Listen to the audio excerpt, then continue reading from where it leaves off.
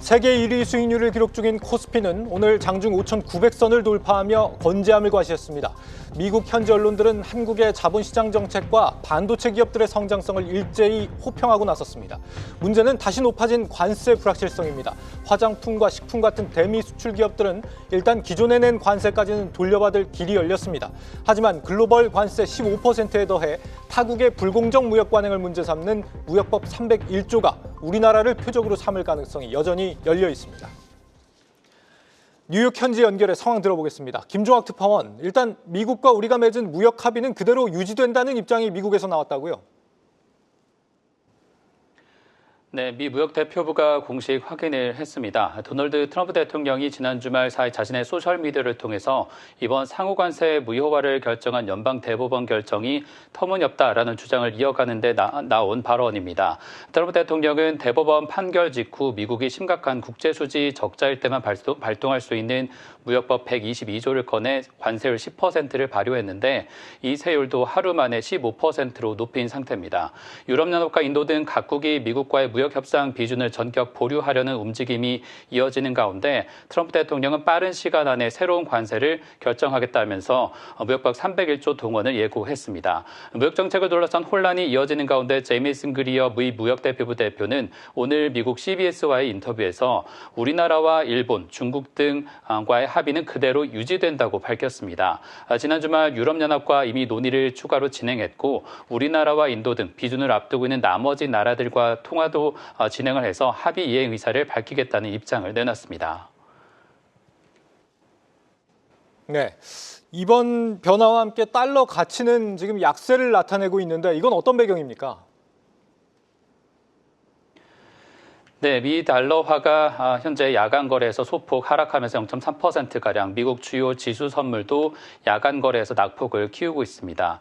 트럼프 대통령은 150일간의 한시적 관세 부과 기간 301조의 법안에 근거한 더 높은 세율을 동원하겠다는 입장인데 여러 분석에서 미국의 경제적인 악영향을 더 받을 수 있고 파급 효과가 당장 크지 않을 수 있다는 전망이 나오고 있기 때문입니다. 골드만삭스는 오늘 보고서에서 15%의 현재 관세를 적용하더라도 당장 실효 세율이 낮아질 가능성은 크지 않다고 보고 있습니다. 301조를 동원한 관세 역시 가장 효과가 큰 중국산 수입품에 적용을 해야 하는데 오는 4월 초 정상회담을 앞두고 관세를 직접 매기기는 어려울 것으로 봤습니다. 또한 우리나라와 일본, 대만 등 무역 협상에 이미 합의한 나라들 역시 301조 조사에서 빠질 가능성이 크고 대신 현재 합의를 하지 않고 있는 브라질 그리고 남아프리카 공화국이 적용 우선 대상이 될 가능성이 높게 전망되고 있습니다. 미 연방대법원의 위헌 판결로 기존 상호관세 수준의 관세를 복원해도 반년 이상 소요될 것으로 전망이 되고 있는데 시장 혼란 속에서 달러 약세가 올해 하반기 이어질 가능성도 큰 것으로 나타났습니다. 네, 현재 이 불확실성 확대와 함께 비트코인 가격 6만 5천 달러 아래로 급락할 정도로 시장이 지금 흔들리고 있지만 우리 증시는 그래도 굳건하게 버텨내고 있습니다. 미국 현지에서도 요즘 한국 증시에 대한 관심이 아주 뜨겁다고요? 네, 한국 증시 강세와 관련해서 블룸버그가 오늘 특집 기사를 통해서 연초 대비 38% 이상 오른 배경 그리고 새 정부 출범 이후 정부 정책의 영향을 분석한 기사를 실었습니다. 한국 증시가 전 세계 주요 지수 가운데 상승률 1위를 차지한 배경을 분석한 건데 JP모건의 한국 주식 전략 책임의 발언을 인용한 것을 보면 AI 메모리 반도체 호황이 우리 시장을 밀어올리고 있다고 평가하고 있습니다. 삼성전자와 SK하이닉스 등의 시가총액이 전 세계 14위, 23위에 오르는 등 현지 주요 매체에서도 이와 관련한 언급이 부쩍 잦아졌습니다. 엔비디아 젠슨왕 최고 경영자 등이 언급한 이후 주목을 받은 HBM, 고대역폭 메모리 반도체 동향이 거의 매주 외신에 함께 등장하고 있기 때문입니다.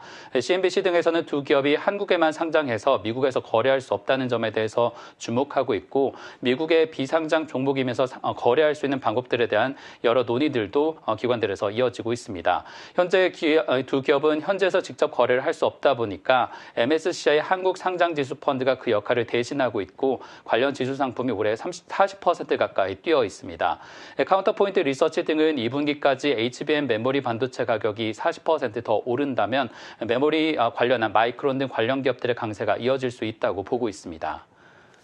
네, 이제 남은 고민은 불공정 무역 관행에 부과하는 이 무역법 301조 관세입니다. 한국도 대상에 오를 가능성이 열려 있다고요? 네, 우리나라가 오를 가능성이 일부 남아 있습니다. 현재 주요 수출품 가운데 자동차는 관세 합의를 통해서 15%로 세율을 낮췄기 때문에 적용 대상에 들어가지 않을 가능성이 높습니다. 제이미슨 그리어 무역대표부 대표가 기존 합의에 대해서 유효하다고 밝혔기 때문에 현재 관건은 남아있는 정도가 반도체로 꼽히고 있습니다. 반도체는 미국이 232조에 근거해서 현재 엔비디아 등 최첨단 반도체에 25%의 관세를 매기고 있습니다. 남아있는 절차 가운데 오는 4월 중순까지 미 상무부가 90일간의 반도체 관세 논의 결과를 보고해야 하는데 이 시점이 하나의 고비가 될 것이란 분석이 나옵니다.